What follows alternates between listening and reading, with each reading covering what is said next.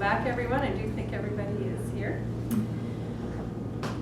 So we're on to the second part of the evening, and this is the part of the evening where we have prepared speakers.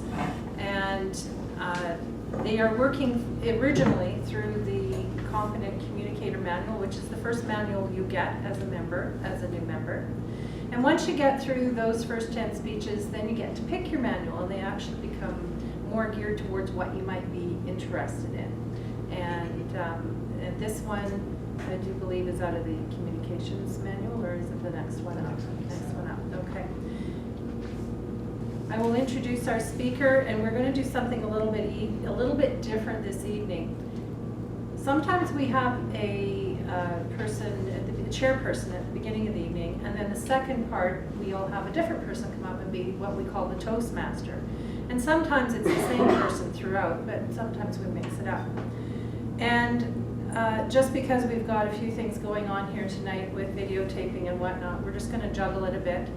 And I'm going to introduce our speaker, but I'm actually going to be her evaluator as well. Afterwards, Ray will be taking over as Toastmaster for the second half of the meeting. Our speaker tonight is delivering a speech from the Speaking to Inform Manual, a fact-finding report.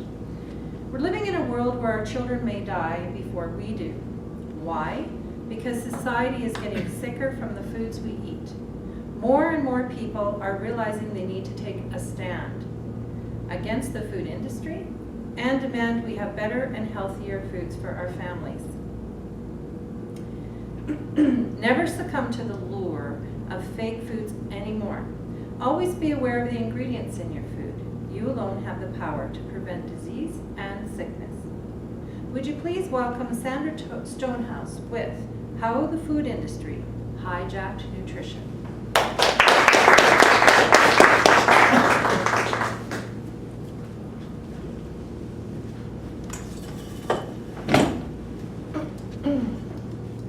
When you sit down to eat your meals, fill your plate with vegetables and fruits. Make at least half your grains whole. Eat fish twice a week. Eat more fiber. Switch to healthy fats like those in nuts. Madam Chairperson, fellow Toastmasters, and guests, that quote says it all in a very succinct, easy to understand statement. It is wonderful in its simplicity, an uncomplicated approach to how we have been eating for centuries.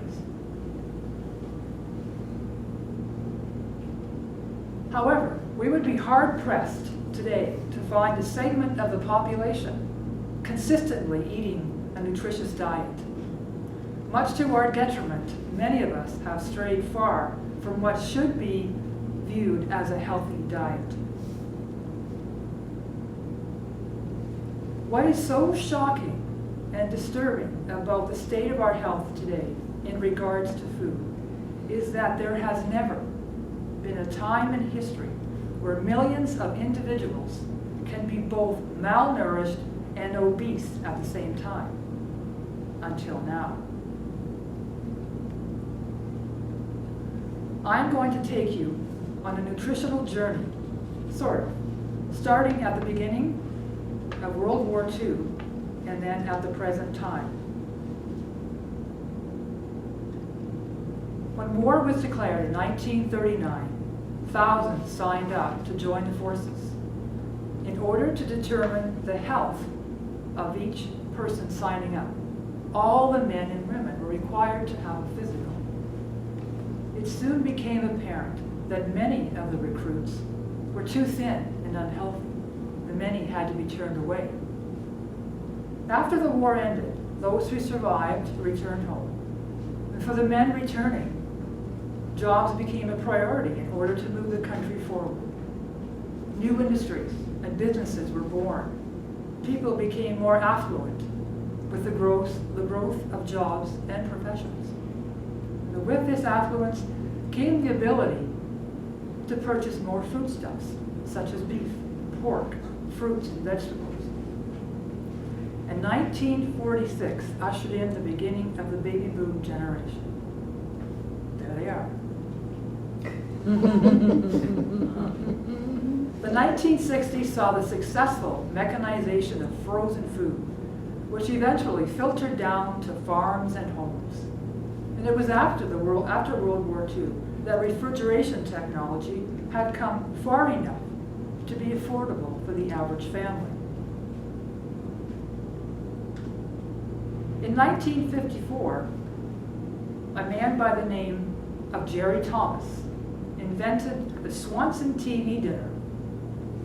10 million TV dinners were sold during the first year of national distribution at 98 cents a meal. And as we all know, the ubiquitous TV dinners are still being consumed today, a rather disturbing fact.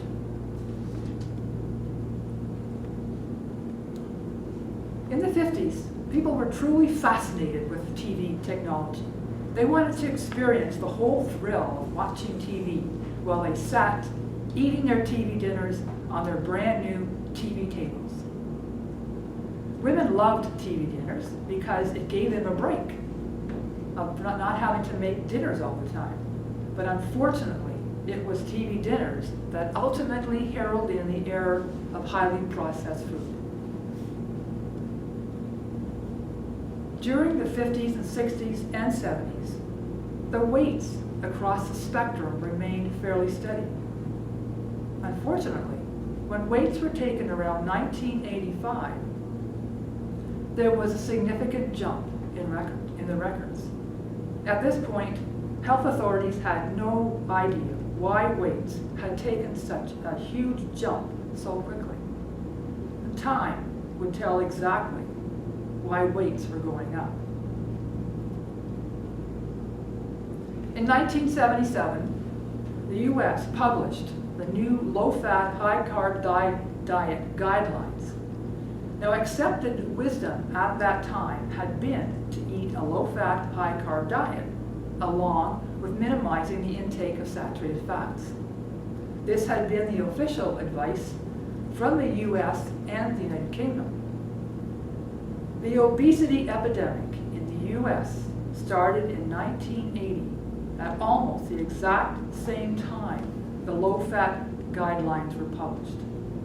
The diabetes epidemic started about 1990. In those 10 years after the diabetes epidemic, the effects of the low-fat, high-carb diet were starting to become apparent. During those years, people were gobbling up highly processed food in large amounts without realizing the effects that it had on all of them. They were totally oblivious to the consequences of their actions. Now remember, that was what they were told to do. It was part of the low-fat, high-carb diet. They were actually encouraged to eat refined food. Who's to argue the point when you have elected officials encouraging you to use the dietary guidelines even though they're faulty? Now, fat has been unnecessarily demonized for decades by misinformed individuals. Much of what we think we know about the supposed dangers of high-fat intake comes from only one single research by Ancel Keys, a rather charismatic Minnesota pathologist who was trying to make a name for himself, but would later turn out to be nothing but a fraud. In 1958, he published a study of about 20 different countries that made it look like heart disease was associated with fat intake, when in fact, that was all proved wrong. He tossed out countries that did not fit his hypothesis about saturated fats, but still managed to convince the very strong American Heart Association that some countries had high rates of heart disease due to eating saturated fats. His own research on fat was considered far too simplistic and was based on a very small number of unhealthy men. In 1970, an English researcher by the name of John Yetcombe would argue that sugar in the diet was the cause of heart disease in wealthy nations. However, Ancel Keys aggressively had the research discredited.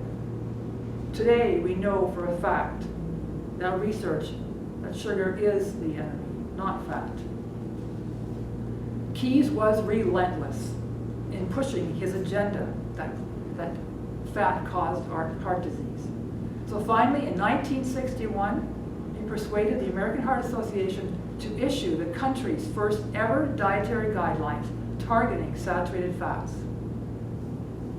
However, government dietary fat recommendations were untested in any trial prior to being introduced. It just seems incomprehensible that in 1977, flawed dietary advice was introduced for 220 million Americans and 56 UK citizens on flimsy research. It has been shown that the high-carb diets increase the risk of metabolic dysfunction, obesity, and even heart disease. All the things that the low-fat diets were supposed to address and didn't. Recent research on saturated fat debunks the whole theory that saturated fat causes heart disease. This has made a lot of people very happy. Now people can go back to actually putting real butter on their toast, and they can eat steaks without feeling guilty.